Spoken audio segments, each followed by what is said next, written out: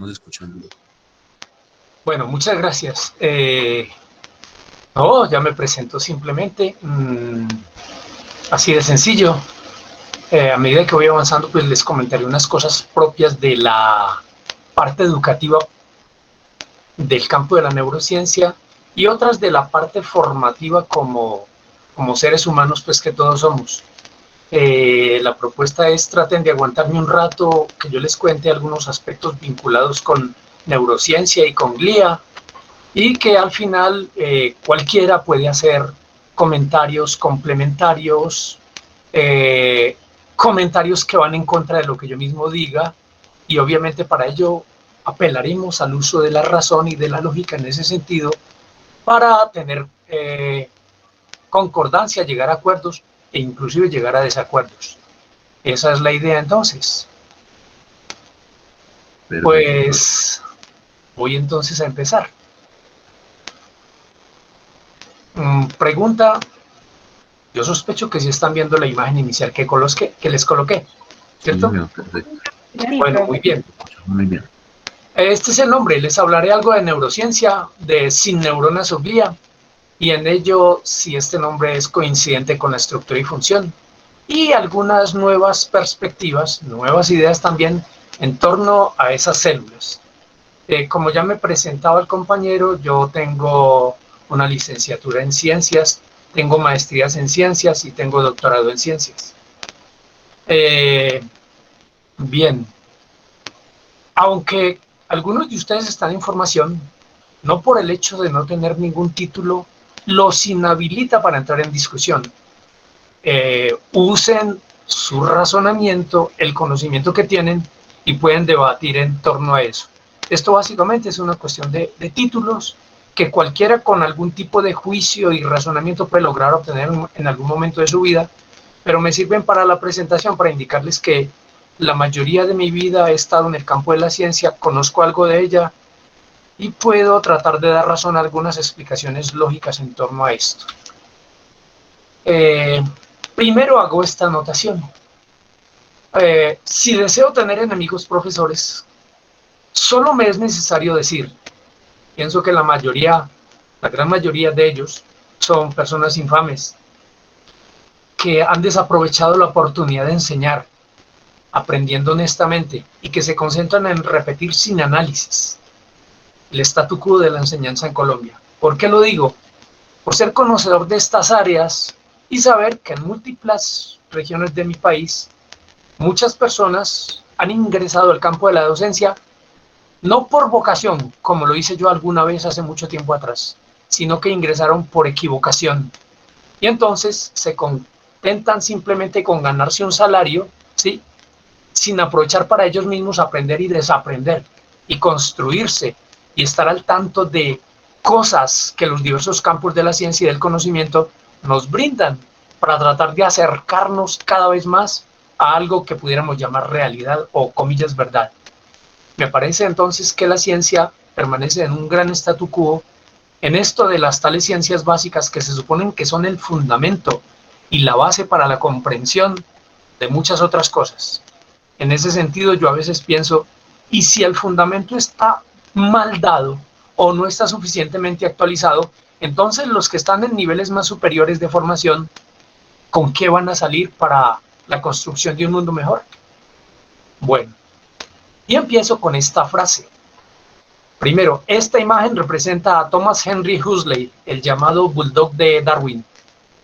Él dice, y pienso que debiéramos adaptar esto en cada momento, con esta imagen de este niño acá, sentirnos ante los hechos como un niño, prepararnos para abandonar cualquier idea preconcebida que tengamos, siguiendo humildemente a donde quiera que sea, o a cualquier abismo de que nos guíe la naturaleza, o aprenderás nada. Entonces, en cualquier campo del conocimiento, y este uno de ellos, les reto a seguir ese indicativo de Huxley, ¿sí? O sea, abandone cualquier preconcepción que tenga y trate de abordar cada cosa como si fuera nueva. Pues bien, con esta idea, entonces les digo, a veces en el análisis que hago de muchas cosas me siento así, como una mente nebulosa, si esto reflejara pues mi mente. ¿Por qué?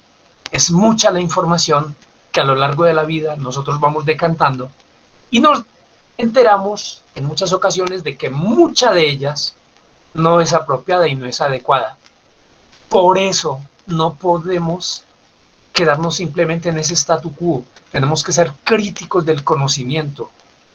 Bueno, en ese sentido voy a empezar con lo de neurociencia. Este grupo es grupo de neurociencia. Es factible que el día de mañana usted diga neurociencias en plural, pero no, la neurociencia es en singular. Este es un texto, un buen texto de neurociencia. Esta imagen aquí que estoy mostrándoles, y mire que dice en inglés que es neurociencia. El autor, digamos, editor principal es Purves y otros colegas que están indicados. Aquí no dice neurociencias. Esta es una revista muy afamada de neurociencia, ¿sí? Neuroscience Letters. Bueno, y no dice neurociencias. Esta igualmente es otra que es de Nature Neuroscience, ¿sí? Y no dice neurociencias. Por lo tanto, es una equivocación que cometen muchas personas en el planeta, inclusive revistas que se llaman neurociencias. Hay una que se llama archivos de neurociencias, pero es un error porque esta es una ciencia singular.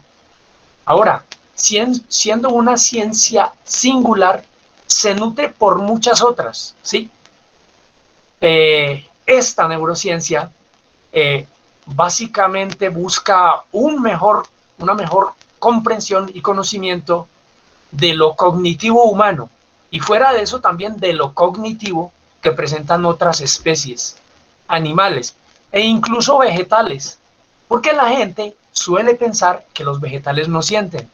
Los vegetales, como los humanos, como otras especies, como un cerdo, como una vaca, como una hormiga, sienten, ¿sí? Ahora, se sabe que las plantas utilizan neurotransmisores como por ejemplo glutamato, similar a nosotros. Ahora, que tengan un sistema nervioso como nosotros, eso sí es otra cosa diferente, pero ellos sienten, ¿sí? Incluso los unicelulares, ¿sí? Que son una célula, una sola célula, como su nombre lo indica, tienen procesos conductuales que nosotros asimilamos a conductas similar a nosotros.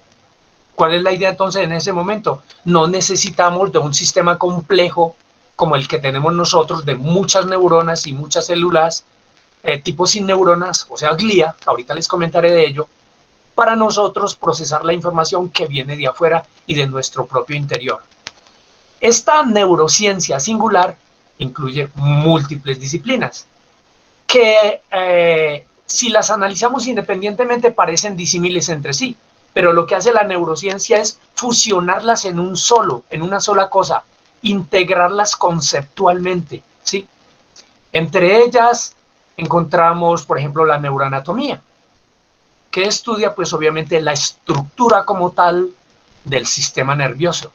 Encontramos la neurofisiología, que estudia las dinámicas que ayudan a esa estructura neuroanatómica a generar, en nuestro caso, lo que nosotros llamamos mente, ¿sí? Se constituye también por parte de la etología, que contribuye al estudio de la conducta animal. También es partícipe de ello la genética, porque sabemos claramente que nosotros estamos constituidos por genes, que esos genes nos aportan una información fundamental para que la estructura macroscópica neuroanatómica pueda transformarse en aspectos dinámicos neurofisiológicos. De hecho, si se afecta la parte genética, el sistema nervioso puede fallar. Se apoya también en la neurozoología, porque la neurociencia estudia la parte comparativa entre los sistemas nerviosos. ¿Por qué una hormiga se comporta de cierta manera? ¿Por qué una sigue a la otra a través de un cierto caminito? Porque ellas liberan ciertas sustancias que son hormonas, que actúan sobre ese sistema nervioso que ellos tienen en miniatura para seguir una especie de camino químico que les traza. También recurrimos para ese conocimiento de la biología molecular, de la biología celular, de la física, de la neuroquímica, de las matemáticas, de la psiquiatría, de la neurofarmacología, de las imágenes que se logran en el campo neuro, entre muchas otras áreas. Entonces, es un error indicar que es neurociencia. No, es neurociencia y se consolida por la fusión de múltiples áreas del conocimiento. Miren, por ejemplo, este es mi título de doctor. Y aquí muy claramente dice, programa de neurociencia, donde le estoy mostrando, y biología del comportamiento, ¿sí? Entonces no se trata de neurociencias, es de neurociencia. Unas ideas para que vayan captando al respecto. Esta imagen representa el busto de Almeón de Crotona, un médico que existió por el siglo V antes de nuestra era. ¿Y él era neurocientífico? No, la neurociencia no se había inventado en ese entonces. Él, como médico, tenía un conocimiento aproximado de cosas del sistema nervioso, ¿sí? Una de las primeras anotaciones, muy concordantes con las de la actualidad, es que el cerebro, aquí el encéfalo, fundamentalmente, que queda obviamente dentro de la cabeza, él dijo que era el centro de la inteligencia y del entendimiento, y que no solo nos servía para percibir, o sea, para construir las sensaciones que registramos desde el cuerpo, sino que se constituían un instrumento para pensar, para analizar, ¿sí?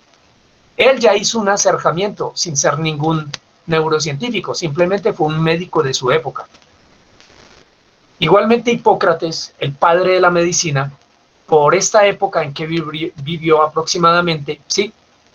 También tenía unos acercamientos a lo que era la estructura del sistema nervioso. Él decía, obviamente, en concordancia con este Almeón de Crotona, que es en el encéfalo, en el cerebro, pues, donde surgen nuestros placeres, alegrías, risas, bromas, penas, en fin. Ahora, él como clínico, igual que Almeón de Crotona, vio pelear en las guerras griegas muchos personajes, y cómo en las heridas que se gestaban en la cabeza, si se daban en el hemisferio, en el lado derecho de la cabeza, repercutían en el hemicuerpo izquierdo. Y él nunca conoció esto que aquí está representado por estas imágenes, que son las pirámides vulvares en la médula oblonga y mucho menos la decusación piramidal, donde las vías motoras del hemisferio derecho cruzan al lado contralateral, sin necesidad de conocer esto, que era un conocimiento que luego se logró estrictamente neuroanatómico. Él ya sabía aspectos clínicos, entonces él no fue en ningún momento neurocientífico, fue un médico de su tiempo, fue considerado el padre de la neurociencia, perdón, el padre de la medicina. Mucho más adelante, por el siglo XVII-XVIII aproximadamente, Gall, que aquí lo tenemos, se inventó con Spurzheim, uno de sus alumnos, una pseudociencia, en ese entonces ciencia, que fue la frenología. Y con la frenología, Spurzheim y Gall lo que idearon fue un sistema craneoscópico. Ellos pensaban que los relieves del cráneo reflejaban al interior funciones, como si por dentro y asociado con la parte ósea tuviéramos como una especie de casillas donde pudiéramos meter nuestras conductas, que obviamente no es así. La frenología nunca prosperó, avanzó, pero para que ellos pudieran conseguir dinero. Ahora, con ese avance de su tiempo, de esto que hoy consideramos como una pseudociencia, pudiéramos haber dicho que Gall y Spurzheim fueron neurocientíficos, pues no lo fueron, y lo veremos dentro de un poco. Y ya un poco más cerca, en el siglo pasado, Santiago Felipe Ramón y Cajal hizo unos trabajos enormes sobre la estructura celular, sobre las neuronas especialmente, aunque también trabajó sobre sin neuronas, glías, que como les digo ahorita avanzaré. Esta imagen fue llevada al Neurolab, una imagen de las que pintó Ramón y Cajal. ¿Y él es neurocientífico? No, no fue neurocientífico. Fue básicamente el padre de la ciencia neural, que es otra cosa, ¿sí? Ahora, los españoles, como lo son los argentinos, como lo son fuertemente también los italianos, quieren idealizar a cada uno de sus compatriotas, y entonces en los escritos, en muchos escritos que usted ve o que puede consultar en la internet sobre Santiago Ramón y Cajal, le van a decir que él es padre de la neurociencia. Pues no, esos son más bien regionalismos. Bueno, ahora pensemos en este señor, Bernard Muncaster, un norteamericano que hizo fuerte electrofisiología, estudió fuertemente electrofisiología, y básicamente fue uno de los que estableció esto que aparece aquí como columnas de procesamiento vertical en la corteza del cerebro. Esta imagen me representa corteza del cerebro y aquí como si hubiéramos sacado un cilindro de corteza del cerebro. Pues él hizo unos trabajos que relacionaban aspectos funcionales de estas columnas de aproximadamente 300 micrómetros de diámetro y varios milímetros de profundidad. Y ahora, él sí fue neurocientífico, porque tuvo que reconocer varias estructuras para su trabajo. Tuvo que aprender de neuroanatomía, tuvo que aprender de zoología, tuvo que aprender de electrofisiología. Y fusionando todos esos conocimientos, entonces ya podemos decir que él, como tal, se erige en uno de los neurocientíficos del siglo pasado. Ramón y Cajal no. Él se concentró fundamentalmente en el estudio particular de la parte histológica, entonces fue un gran neurohistólogo. Y Bernard Moscastle, un neurocientífico centrado un poco más en la parte neurofisiológica. Y ahora este gran señor también, Charles Scott Sherrington. Él fue amigo de Cajal, pero logró sobrevivir. Cajal murió más tempranamente y él vivió mucho más, Sherrington. Y Sherrington hizo hipótesis. Él planteó la existencia de esto que vemos acá, que básicamente es la sinapsis. Inclusive acuñó el término sinapsis. Hizo estudios electrofisiológicos considerables en relación con los arcos reflejos en la médula espinal. Para ello, ¿qué requirió Sherrington? Un conocimiento apropiado de la parte neurohistológica, de la parte neuroanatómica macroscópica y de la parte fisiológica. Entonces, Sherrington sí fue considerado y es considerado un neurocientífico. Ahora, para acercarme ya como al final de esta primera disertación breve. Mire, solo en 1952 se realizó un evento sobre mecanismos cerebrales y conciencia. Ese simposio lo trabajó la UNESCO. ¿Y cuál fue la finalidad de ese trabajo? Buscar un lenguaje común entre los diversos neurobiólogos, incluidos muchos médicos. ¿Para qué? Para tener algo en común. Por aquí empieza a surgir algo vinculado con la neurociencia. Ahora, solo fue hasta la primera mitad de ese siglo XX donde la neuroanatomía, que ya sabes que es el estudio macroscópico, la neurofisiología dinámico, fueron las asignaturas o las áreas del conocimiento que más aportaron al conocimiento del sistema nervioso. Pero también no estaba la parte neurohistológica, ¿sí? Aunque por ese entonces todavía existía una recelo y una distancia entre los neuroanatomistas, los neurohistólogos y los neurofisiólogos. Ahora, el desarrollo de nuevas tecnologías, entre ellas técnicas de tipo bioquímico, computacional, electrónico, imagenológico, permitió, a partir de los años 60, consolidar y solidificar lo que nosotros conocemos como neurociencia. Por lo tanto, la neurociencia no surge ni ninguno de sus actores antes de 1960. ¿Qué puedo decir de eso? Si la gente en general piensa que porque alguien contribuyó al algún conocimiento vinculado con neurociencia, neurocientífico, entonces pudiéramos decir que en la mitología Zeus, que sintió cefalea y ordenó a Hefesto, su hijo, que le abriera la cabeza para liberarse de ese dolor de cabeza, entonces pudiéramos decir que ya con estos dioses míticos griegos había neurociencia, y obvio que no, eso es neuromitología. Otro dato, hay un papiro que es el papiro de Edwin Smith. Ese papiro de Edwin Smith es obviamente, fue conseguido por este señor, pero hace referencias a los tratamientos médicos que se hacían en el antiguo Egipto en relación a lesiones de la cabeza y a médula espinal. Alguien diría, como aquí aparece la médula espinal y tratamientos de lesiones en cabeza, entonces los antiguos griegos fueron neurocientíficos y había neurociencia en ese entonces. No había neurociencia.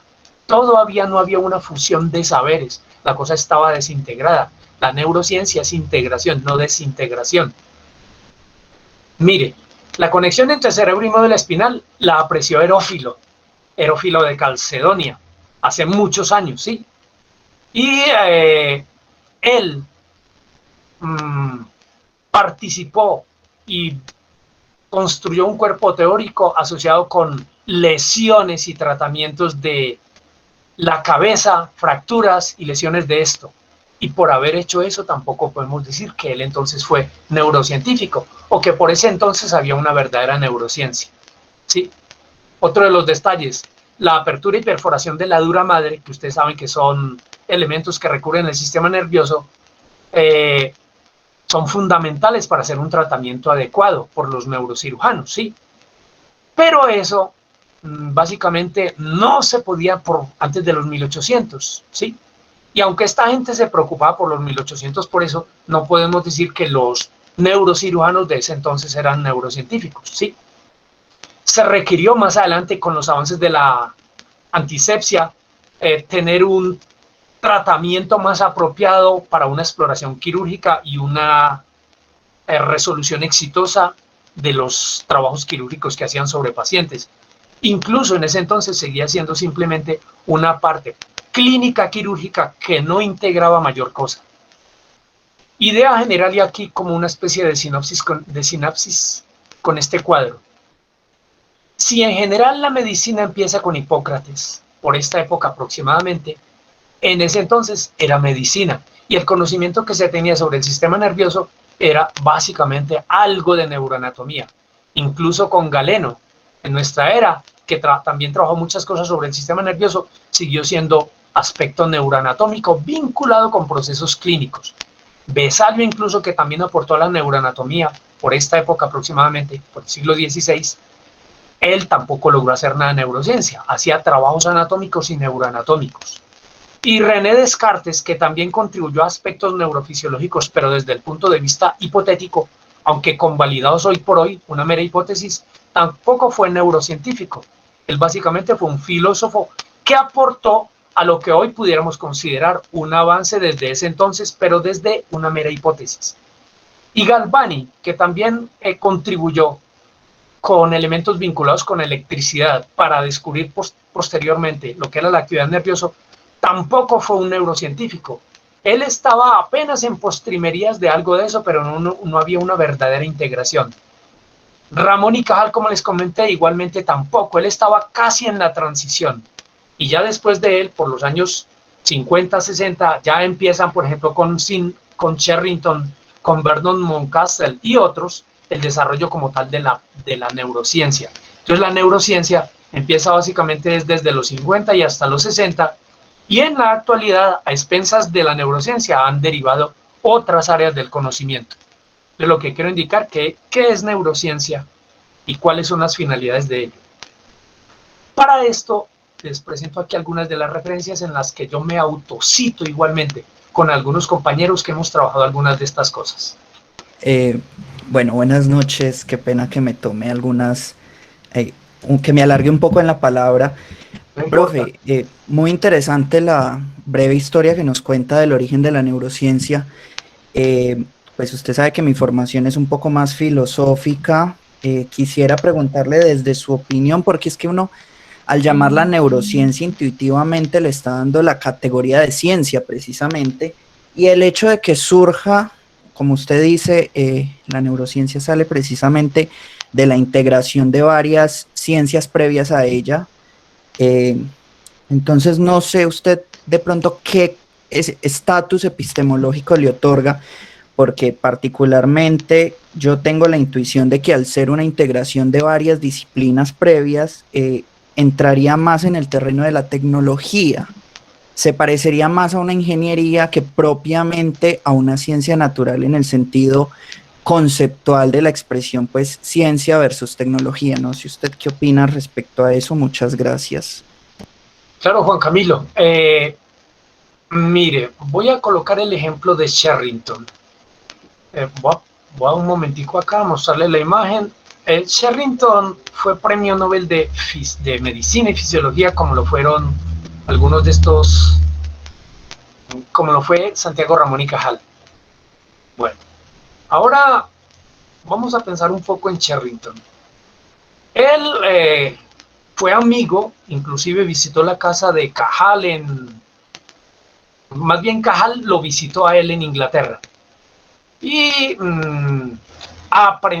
tuvo que aprender Sherrington histología basado en hipótesis que ya tenía Santiago Ramón y Cajal sospechar efectivamente que las neuronas, aquí una región presináptica, tiene una serie de vesículas con neurotransmisor que luego va a liberar a este espacio que es la hendidura sináptica, para luego actuar aquí sobre esto que es región postsináptica. Pero eso que se gestaba en la mente de ellos, de Cajal y de Sherrington, como una mera hipótesis, no podía comprobarse si no recurrían a avances tecnológicos. Por ejemplo, el desarrollo de la microscopía electrónica.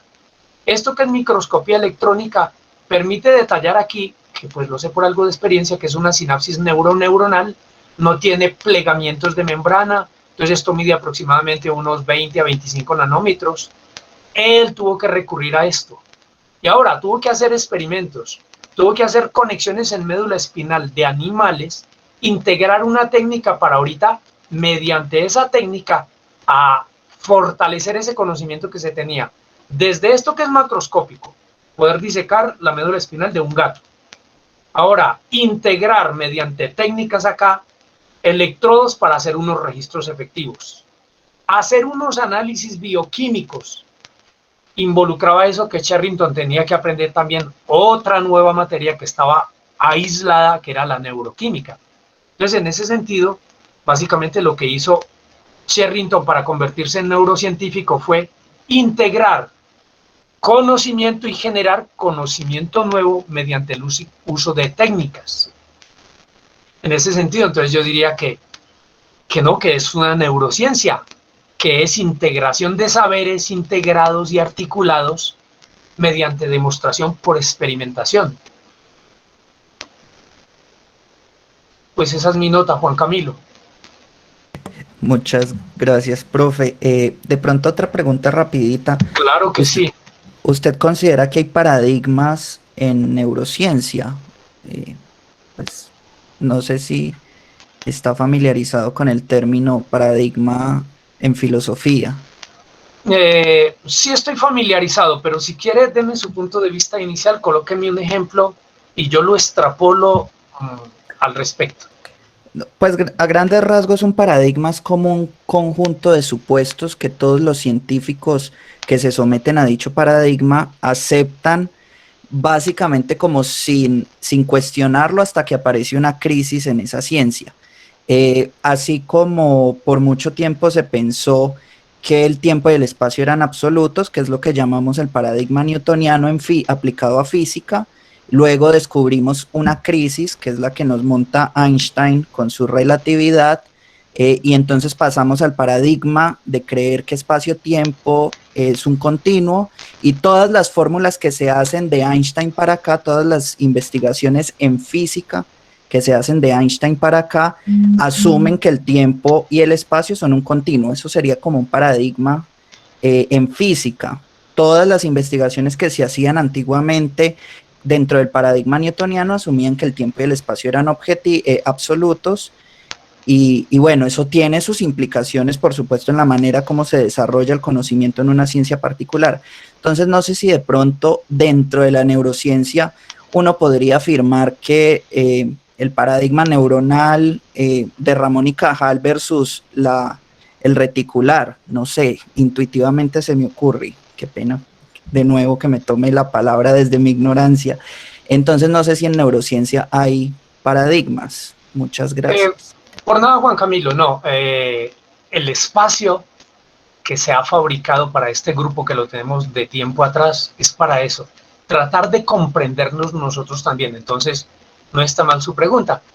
Sí, siempre ha existido, usted justo colocó el ejemplo. Antes había un reñir básicamente entre Cajal y Camilo Golgi. Resulta que con su grupo de colegas tenía una visión reticularista sobre el sistema nervioso, que los componentes del sistema nervioso estaban integrados como una especie de red. Pero saliéndose de esa visión, Cajal planteó algo completamente diferente. Cambió el paradigma. Los dos, Golgi y él, recibieron en la misma época, creo que fue en 1906 o en 1904, algo así, el premio Nobel. Y ahora eran dos elementos en contra. De hecho, el señor Golgi era más bien un tipo como arrogante y fastidioso, en cambio el Cajal era un señor más humilde. Sí han existido y siguen existiendo paradigmas. Con los nuevos descubrimientos, con los redescubrimientos, porque a lo que se descubre hay que redescubrirlo, se han cambiado visiones en torno al sistema nervioso y a la neurociencia. Entonces, han existido, siguen existiendo y creo que van a haber en el futuro más paradigmas. Se requerirá gente nueva, con mentalidad nueva, que mediante experimentación demuestren que esas hipótesis planteadas son un tanto incontrastantes con las que se demuestran en un momento histórico determinado. Esa es la respuesta, Juan Camilo. Muchísimas gracias, profe. Por nada. Bueno, ¿alguien más tiene alguna pregunta para esta sección? Bueno, yo quisiera también preguntarle, profe, como en línea de la pregunta de Juan Camilo, si se podría comprender entonces como el paradigma actual, la biología molecular, ¿cierto? Porque finalmente es la base sobre la que se están comprendiendo todos los fenómenos en cada uno de los componentes de la neurociencia. Y si de pronto entonces un siguiente paso de ese componente paradigmático sería la biología cuántica, que pues en este momento hay más o menos unos 10 doctorados a nivel mundial que la ofertan y que la relacionan directamente como con un fenómeno causal completamente distinto al que se le ha visto a la medicina hasta este momento, ¿cierto? No sé usted qué considere. Sí, estoy de acuerdo con usted. De hecho, el premio Nobel de este año, que ha trabajado sobre eso, esa idea la viene planteando desde hace como 20 y algo de años. Y él considera que básicamente los mecanismos asociados con conciencia se relacionan al campo cuántico. Ahora, todavía no ha sido demostrado. La hipótesis sigue siendo validera de que los microtúbulos se pueden comportar básicamente como elementos para la conciencia en relación con elementos con elementos cuánticos. Como todavía no hay experimentación que haya demostrado esto fidedignamente, sigue siendo simplemente una hipótesis. Puede que esa hipótesis con el tiempo supere la que se plantea actualmente. Y yo no creo un tanto que la supere, sino más bien que la complemente. ¿Por qué digo esto también? Y ahí le comento el dato, pues obviamente para todos, y entre ellos para Juan Camilo. Es que Camilo Golgi de alguna forma tenía razón también, porque hay una sinapsis donde las neuronas hacen conexión con otras mediante unas proteínas, ¿sí? Que son los canales proteicos, unos canales proteicos que se adhieren entre neurona y neurona. Si hacemos ese análisis de las sinapsis que llaman electrotónicas, entonces diríamos que Camilo Golgi también tenía razón, o sea que en realidad hay algo de una complejo reticularista en ciertas partes del sistema nervioso. Por ejemplo, a nivel del núcleo olivar inferior, hay unas sinapsis electrotónicas. Si pudiéramos como regresar al pasado y charlar con estos señores, con Camilo Golgi, entonces le diríamos, señor Camilo Golgi, usted tiene razón. Y ahora, lo que demostró Cajal, también se demostró que tenía razón. Entonces, de momento pensaría que las verdades que se van construyendo en el tiempo, en las diversas áreas del conocimiento, algunas de ellas se consolidan y ayudan a mejorar la concepción, una concepción más holística sobre el sistema nervioso. Una a la que yo le diría que no, porque no se ha podido demostrar, es por ejemplo la frenología, con la concepción craneoscópica de que los diversos relieves de la cabeza demostraban cualidades al interior de ese cerebro. Eso no se comprobó, por lo tanto, esa idea que en su momento pudo haber sido como un paradigma, se desvirtuó y de hecho se considera hoy por hoy pseudociencia. Esa es mi respuesta, Santiago. Perfecto, profe, muchas gracias. Interesante pensar si el paradigma que tenemos hoy se cambia y que finalmente todo lo que estamos haciendo termine siendo pseudociencia. Pues qué pena, porfa, si pueden poner los nombres ahí, es que no sé si suena un poco despectivo darle la palabra a una enterobacteria, pero E. coli levantó la mano. Sí, buenas noches, disculpen, soy Alejandro Bravo y pues estoy manejando un proyecto con la Universidad Nuestra Señora de la Paz acá en Bolivia, que es un podcast llamado El Coli. Ya está, ya les hice la publicidad, perdón. Doctor, Perfecto, Alejandro, adelante. doctor, disculpe, acá en Bolivia nosotros estamos ante un paradigma fuerte entre dos clases que se pelean mucho, que es más o menos en la función del cerebro como un generador creativo. ¿A qué me refiero? Y quisiera saber su postura, por favor. Hay un grupo en nuestra universidad que defiende que nuestro cerebro en realidad ya no tiene estas áreas antiguas de área izquierda, creo que era creatividad, dominio, música y artes, y área derecha un poco más razonamiento lógico. Y hay la otra parte de nuestra universidad que defiende que nuestro cerebro está interconectado y que no importa, es decir, sí hay áreas anatómicas, el área de Broca, Wernicke y demás, sí hay áreas anatómicas, pero en sí la función del cerebro es como un todo y no como una sola área. No sé si he escuchado esto. Quisiera saber su opinión, por favor. Claro que sí. Las dos visiones, o sea, similar de nuevo a lo que planteó Juan Camilo, a lo que dice Santiago y ahora lo que dices tú, es válido. Voy a colocarle el ejemplo con la tradicional área de Broca. Primero le digo, el que describió esta área no fue Pierre-Paul Broca. Antes de él, Maximiliano Dax, ya había planteado esa hipótesis.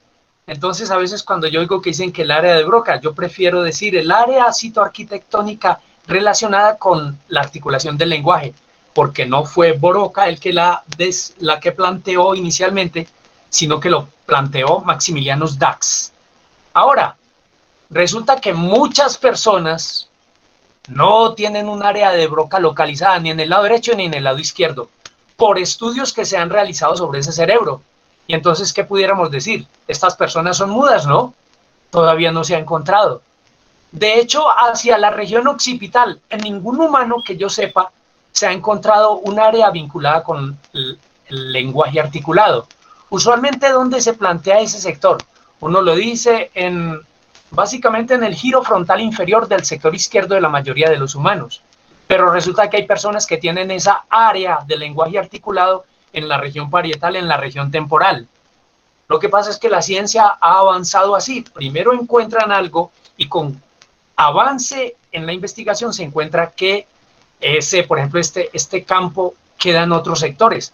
Entonces, usualmente, por lo menos en las clases que yo doy, indico que para muchas personas esa área del lenguaje articulado se suele encontrar en ese sector, pero hay otras partes o regiones más donde está, porque hay una gran coincidencia y eso se sabe con la neurociencia actual, que efectivamente el cerebro trabaja de forma articulada. Alguien diría, y entonces ese conocimiento antiguo no sirve. Sigue siendo válido, porque como muchas personas tienen el área del lenguaje articulado en esa región, en el giro frontal inferior, ahí básicamente en la región opercular de ese giro frontal inferior, entonces para algunos tratamientos quirúrgicos se deben hacer pruebas, por ejemplo, el test bueno, se me escapa en este momento, el test de WADA, test de WADA, ¿para qué? Para saber si, supongamos esa persona tiene un glioma en esa región, pudiera estar comprometiendo efectivamente la articulación del lenguaje. Entonces, en ese caso, a esa persona hay que hacerle un procedimiento habitual que se basa en el conocimiento precursor sobre esas áreas del lenguaje. ¿Qué significa?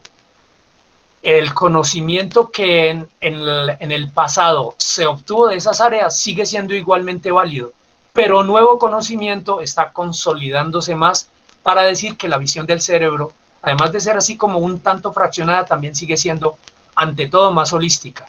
O sea, dándole pie a su comentario, efectivamente el cerebro trabaja fundamentalmente por múltiples conexiones. Pues esa es mi respuesta. Gracias, doctor. Bueno, con gusto. Listo, no vemos más manitas. Entonces, continuamos, profe.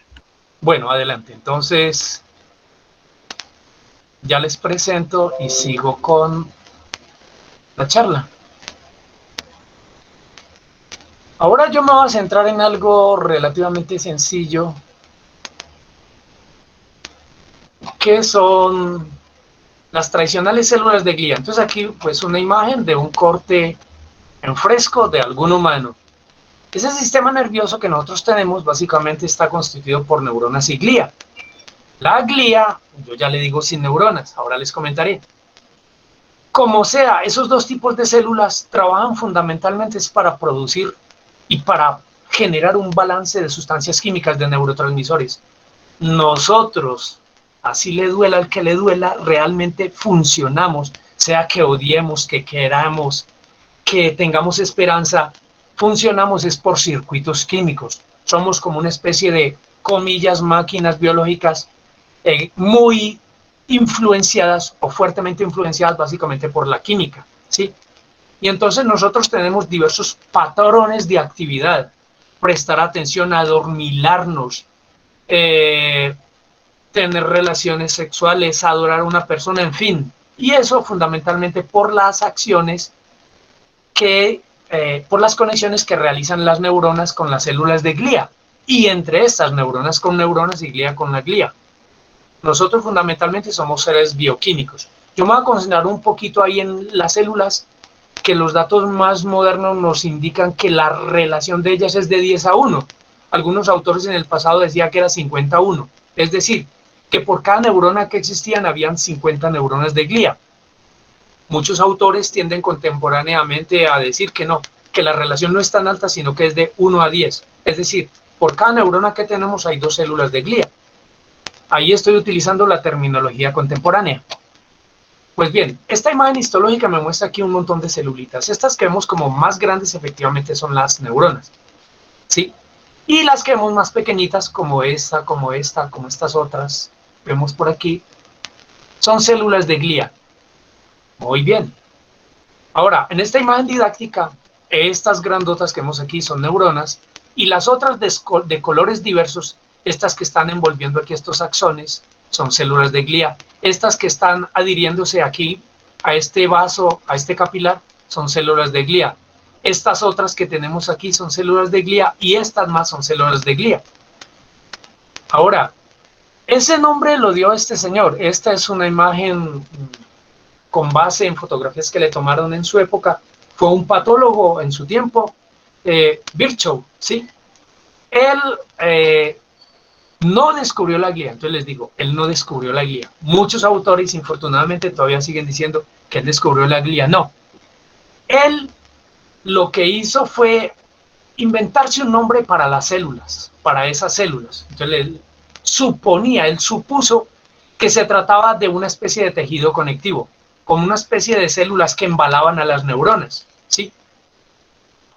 Ahora, ¿con base en qué hizo eso? Pues estudios histológicos y también con su parte patológica. De hecho, él reconoció unos gliomas. Estas imágenes representan unos gliomas. Aquí estamos viendo parte de esos gliomas, ¿sí? Que obviamente pueden ser resecados mediante procedimientos quirúrgicos. Y él, por 1864, descubrió esta patología del sistema nervioso, básicamente un tipo de glioma que llama ependimomas, y clasificó esos tumores del sistema nervioso, ¿sí? Según el tipo de célula predominante, ¿sí? Y para ello, para dar como una especie de razonamiento apropiado a lo que encontró, entonces utilizó los términos neuroglia, inclusive se inventó el término mielina, pero realmente la persona que primero identificó eso fue este neuroanatomista, Karl Deiters, ¿sí? Utilizando una tinción de ácido crómico, fue el primero en identificarlas. Esto que se cita en muchos libros, que fue Virchow, no, Virchow fue el que se inventó el nombre y el que efectivamente hizo unos descubrimientos patológicos en torno a un tipo de célula glial que es el ependimoma. Pues bien, este es el señor que les decía yo ahorita, muy arrogante y para mí algo maluquito, Camilo Golgi. Él tampoco descubrió la glía, como igualmente aciertan algunos, ¿sí? Porque él lo que hizo fue más bien hacer un dibujo muy cercano a lo que son las células de glía. las descubrió como algo similar a las neuronas, porque tienen una forma del soma algo redondeada, con unas salientes o procesos algo alargadas, ¿sí? Y esos procesos alargados que Camilo Golgi vio estaban dirigidos hacia los vasos sanguíneos. Es decir, él vio algo similar como a esto que estamos viendo acá. Unas células con unos procesos alargados dirigidos hacia vasos sanguíneos. Nombre lo dio Virchow.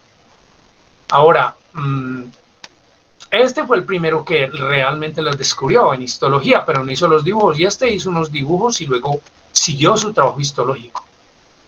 Ahora, utilizó una técnica que es la técnica de reacción negra, una técnica básicamente donde el nitrato de plata que se aplica se adhiere a la membrana celular y las diferenció obviamente de las neuronas, pero ya lo había visto previamente Deiters.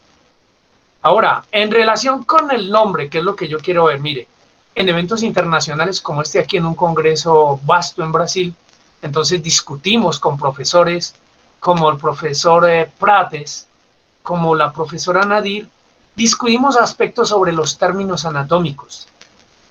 Y ahora, centrémonos un poco en eso. El término glia que se inventó Virchow deriva de una palabra alemana para pegamento, que se asimiló, él asimiló de un término griego que significa pegante, ¿sí? O cola. Estas células hoy por hoy sabemos que no producen ningún pegamento.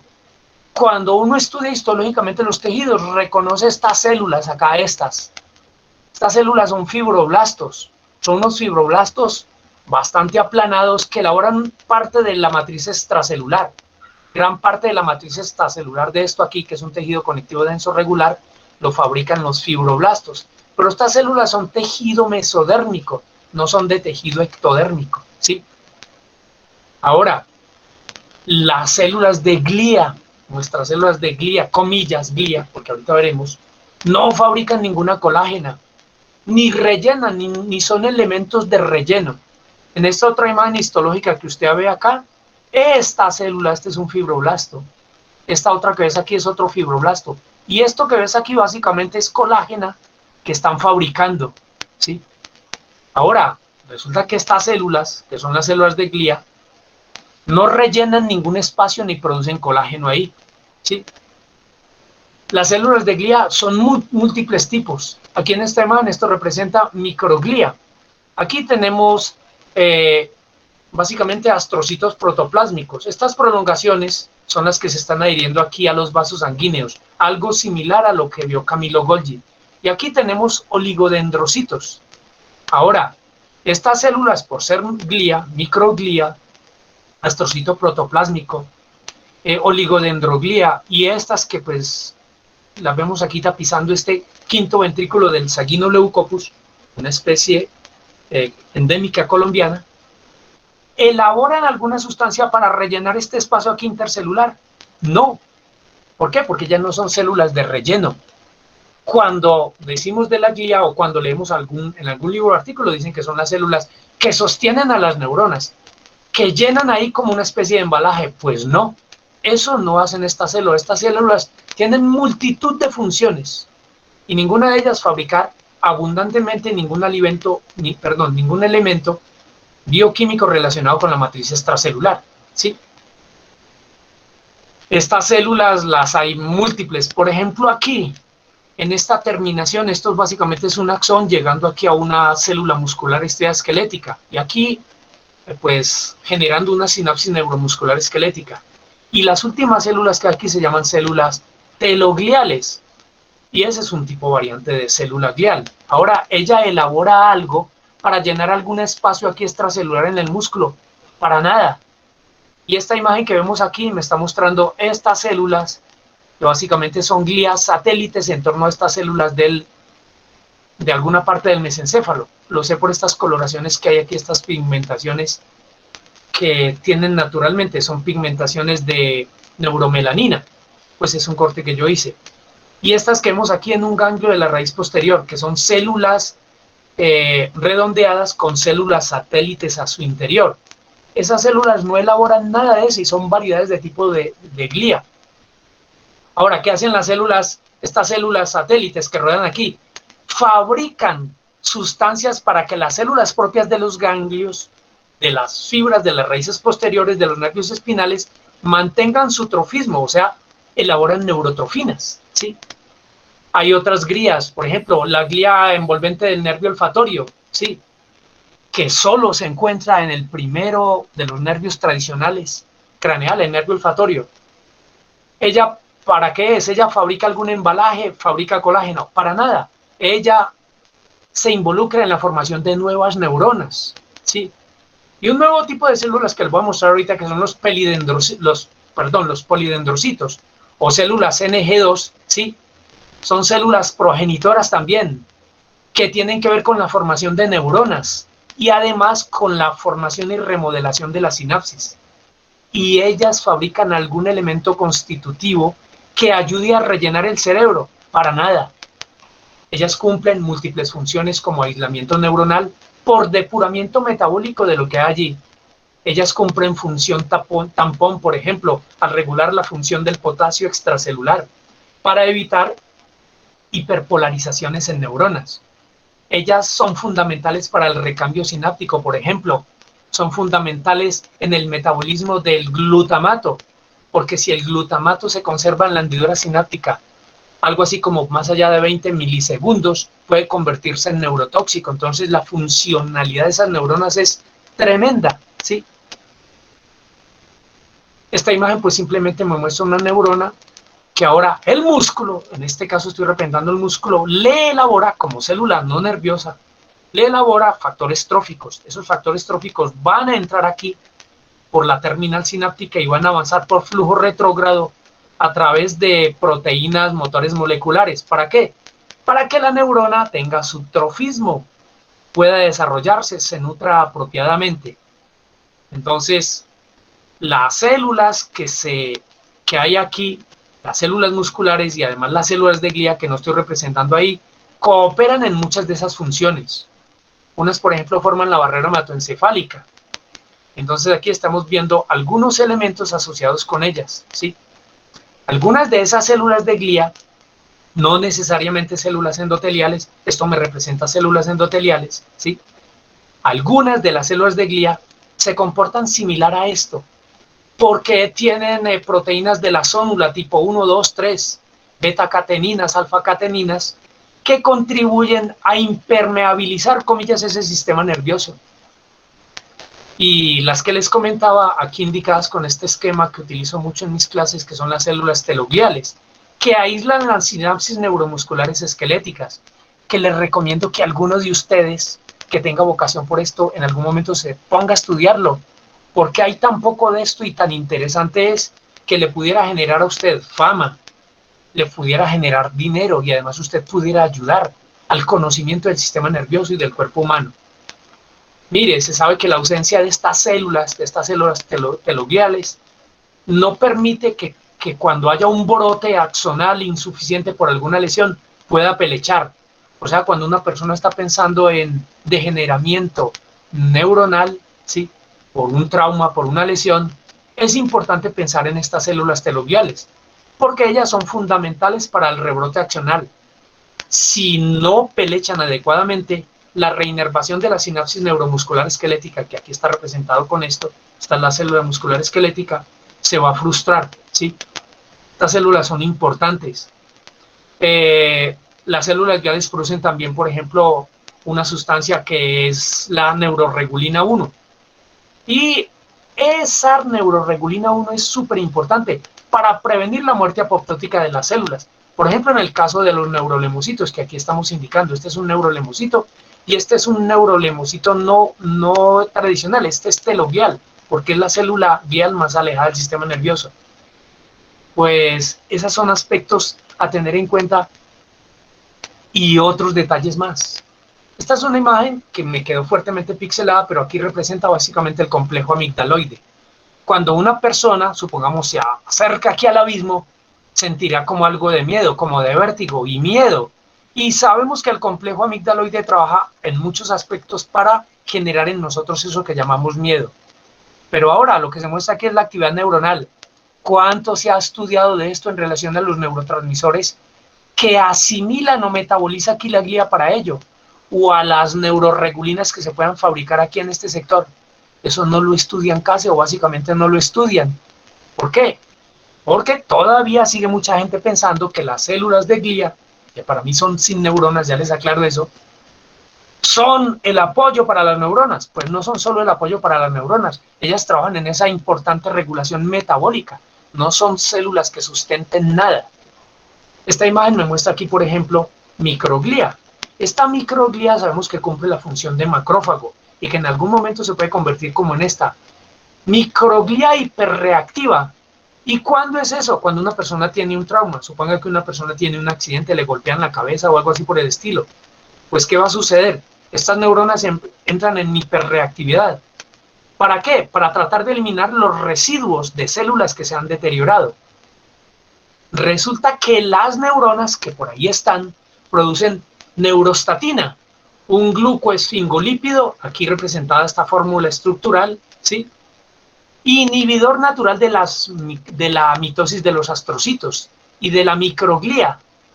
Ahora, mire que estas mismas células pueden ser tan importantes que si ellas no trabajan apropiadamente no van a producir las sustancias que ayudan a conservar la misma vitalidad de las neuronas, ¿sí? Bueno, aquí unas imágenes, ya estoy pronto a terminar, que muestran oligodendrocitos del sistema nervioso central, fundamentalmente en el hipocampo. Y aquí esas células relativamente novedosas que son las glía tipo NG2, los polidendrocitos, ¿sí? Estas células son súper importantes porque a expensas de ellas, observe que en esta imagen didáctica se pueden generar nuevos astrocitos y se pueden generar nuevas neuronas. Son importantes porque expresan canales sensibles, por ejemplo, para el flujo de calcio, entonces relacionados con tetrodotoxina. Y también presentan una alta densidad de canales de potasio, que ayudan a la prevención de la generación de los potenciales de acción. Y esas funciones que les estoy indicando, esos aspectos fisiológicos, no son simplemente cosas de relleno, no, esos son aspectos funcionales súper claves. Miren otro aspecto interesante, relativamente novedoso. Esto aquí me muestra neurolemocitos, las tradicionales células de Schwann, neurolemocitos. Y ahora, ¿qué es lo que usualmente comentamos los profesores en clase? Que hay un espacio aquí que es el espacio internodal. Pues resulta que en ese espacio internodal también hay astrocitos. Estos astrocitos son novedosos, se descubrieron hace como 4 o 5 años. Son los astrocitos perinodales. O sea que ese espacio es un relativo muy minúsculo espacio, porque también está aislado por nuevas células, ¿sí? Que son fundamentales, porque estos astrocitos perinodales fabrican una sustancia que es la neurofacina 155, que puede servir para escindir, o sea, para romper la mielina que recubre estos neurolemocitos. Esos son aspectos fundamentales, novedosos, que deben ser contados en clases, que nos dicen que los profesores no podemos simplemente estar repitiendo las mismas cositas de los libros que aprendimos hace 10, 20, 30 años, porque entonces nos quedamos en el pasado y las nuevas generaciones, salvo uno que otro, vayan efectivamente a encontrar datos novedosos que les vayan a servir tanto para comprender la ciencia y el mundo y para avanzar en él. Aquí estas anotaciones. Una sociedad cada vez más crédula, incluso los profesores o los alumnos, cuyos miembros acepten igualmente lo que se les ofrece en el campo de la ciencia, de la salud humana, de la educación, de la pseudociencia, de lo político, entre otros, es una sociedad carente de menor sentido de escepticismo. Es una sociedad que se puede muy fácilmente inducir a adorar a sus caudillos y tolerar la injusticia. La ciencia misma es caldo de cultivo para que no toleremos, no aceptemos cosas, seamos fuertemente escépticos en ello y en la misma ciencia. Si no empleamos un mínimo de escepticismo, si somos crédulos a rajatabla, si crees todo lo que te decimos los profesores sin usted reflexionar, probablemente en un futuro tendrá que pagarlo, en algún momento de su vida. Aunque algunos ya lo pagan por el desmedido abuso de los impuestos, los robos que hacen los políticos de turno amparándose en las leyes dadas por ellos mismos, los caudillos que enaltecen el nombre de una deidad, lo bueno que sucede. Porque todo, por los creyentes, todo se lo achacan a Dios. Si las cosas son buenas o malas, es por Dios. No, los humanos son los que generamos todo ese montón de cosas y no podemos ser crédulos a esas cosas, tenemos que ser escépticos y tenemos igualmente que comprobar o al menos leer cosas relacionadas con la nueva ciencia, no quedarnos en las antigüedades del pasado. Esta es parte de la bibliografía en la que resumo esto último y ahí pues les digo, quedo abierto para discusión en torno a este segundo momento que les he planteado.